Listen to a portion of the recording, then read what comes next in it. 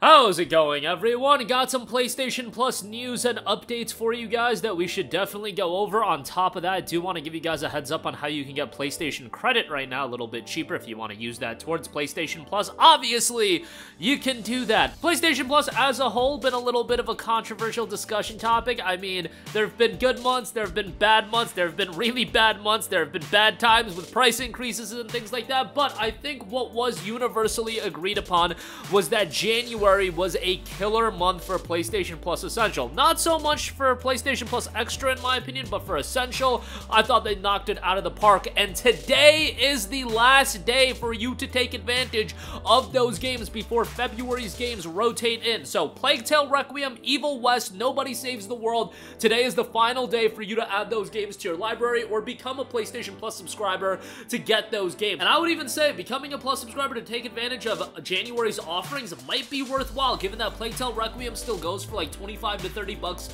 and Evil West is fairly expensive, and Nobody Saves the World is a really well-received game. So definitely, if you have yet to add them to your library, do so. Obviously, with PlayStation Plus Essential titles, you have to remain a subscriber for you to continue to access the games, but as long as you're a subscriber, they will be there. You can unsubscribe to the service, lose access, and then resubscribe, and you will regain access to them.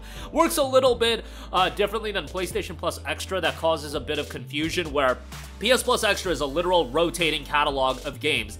Essential isn't a catalog of games, so to speak, in the sense that it's there perpetually until the licensing deal expires. It's there for the month, which I guess you could say the licensing deal is for a month, but you get the idea. You add it to your library, and then you can continue to play it as long as you are a subscriber. So, works a little bit differently, but yeah, Plague Tale Requiem, Evil West, and Nobody Saves the World, generally considered to be one of the better Essential lineups, and really one of the best in a long, long time. I can't remember the last one that I thought was at that level. Maybe I mean, you could say Callisto Protocol, Weird West, and Farming Sim was at that level, but I wouldn't even say that, given that I would rank Plague Tale Requiem way above Callisto Protocol, Evil West above Farming Sim, and Nobody Saves the World and Weird West are comparable enough. So take that for what you will, but definitely do recommend that catalog. Do remember, come tomorrow, Foam Stars, Roller Drome, Steel Rising have seen a little bit of mixed reception towards the month of February. Really, it comes down to, does Foam Stars as a day one release interest you? If it does, well then that's probably giving you a lot of value for February. I know some people are excited for Roller Drome as well. Steel Rising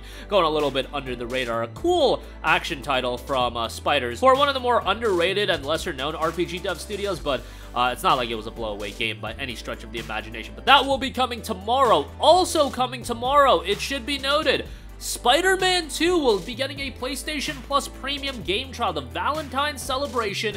Get a taste of the life of Peter Parker and Miles Morales as they swing through the city and face various villains. As PlayStation Plus Premium members, you'll have access to Marvel Spider-Man 2 with a 2-hour limited trial starting February the 6th. Trophies and save progress from this trial will carry over if you decide to purchase the full game. I imagine the majority of you guys have got Spider-Man 2, but if you, let's say, have a family member or friend that got a PS5 for the first time for the holidays or something, and they don't have Spider-Man 2, maybe their family hates them and they got them the Call of Duty Modern Warfare 3 bundle instead of the Spider-Man 2 bundle. Obviously, I kid, the MW3 bundle is fine if you want to get it, but yeah, if they did get Spider-Man 2, they could try out the trial, and Spider-Man 2 is a great game.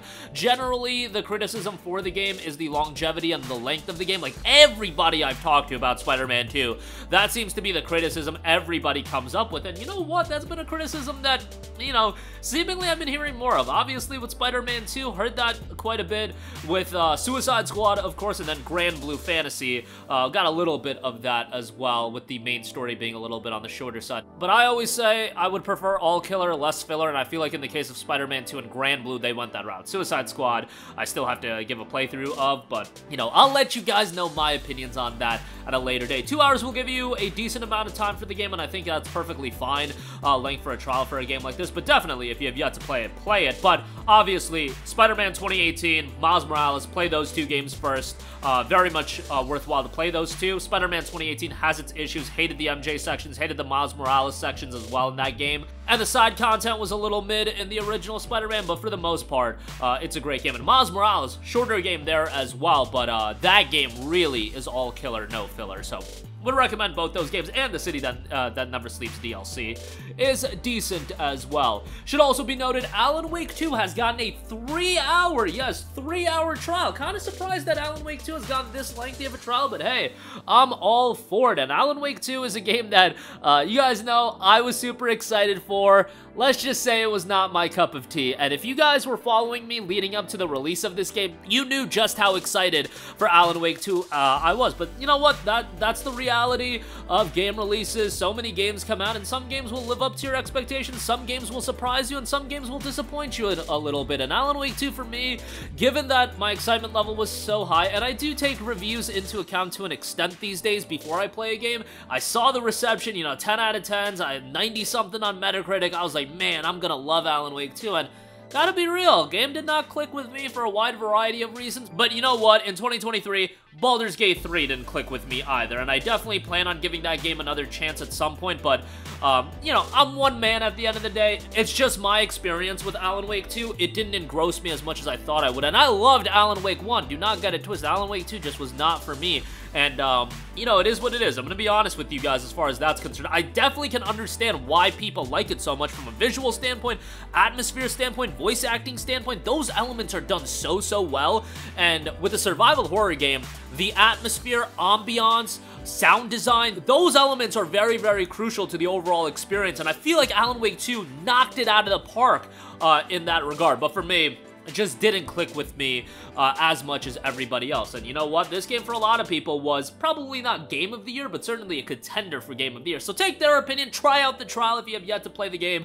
A 3-hour trial is pretty sizable for that. And then lastly, I do want to note that if you're looking to re-up on PlayStation Store credit, Newegg has got it a little bit discounted, $100 of credit. You can get it $8 off for 92 bucks. Yes, $8 off is literally 8% off. Look at me, I can do some math, but that doesn't sound like a lot, but you guys know how it is. If you're gonna spend money on the PlayStation Store, you're gonna spend that money regardless. Why not save a little bit and hopefully parlay that savings into buying new releases that aren't gonna go on sale anytime soon, or get games that are already on sale, and essentially you're stacking a discount on top of a discount, and that works out pretty well. You know, check it out for yourself. There's a little game called Final Fantasy VII Rebirth coming out at the end of this month. Highly doubt that's gonna go on sale anytime soon, so got $100. Pick that game up, you know, have a little bit of cash left over, and you can put that towards another new release, a Dragon's Dogma 2, a Rise of the Ronin. There's certainly not a shortage of games to pick up in the coming weeks and the coming months, so a lot of excitement there. But that'll do it for me. Again, PlayStation Plus update. Just remember, Plague Tale Requiem, Evil West, Nobody Saves the World. Final chance for you to redeem those. Spider-Man 2 gets its trial tomorrow alongside the February titles of Foam Stars, Roller Drum, and Steel Rising. Alan Wake 2, that 3-hour trial is live right now. Go check that out. While it didn't click with me, you guys might end up enjoying it a lot more. And PlayStation Store, $100 gift card for $8 off. You can get that for 92 bucks over at Newegg. There's a promo code. It's listed on the site, SSDP548. Again, pretty simple. You'll get an email delivery of the code, by the way, so check that out. That's gonna do it for me. Sound off with all of your thoughts in the comment section down below. Thank you for watching, and goodbye. Hey guys, we hope you enjoyed the video, and if you did, make sure to hit the subscribe button, and if you're already subscribed, do us a favor and hit the bell icon. This way you'll be notified whenever we post a new video. That's the best way to keep up with all of our uploads, and we usually try to upload 2 videos a day. And with the bell icon hit, you'll be notified whenever we do upload a video. As always, thanks for watching.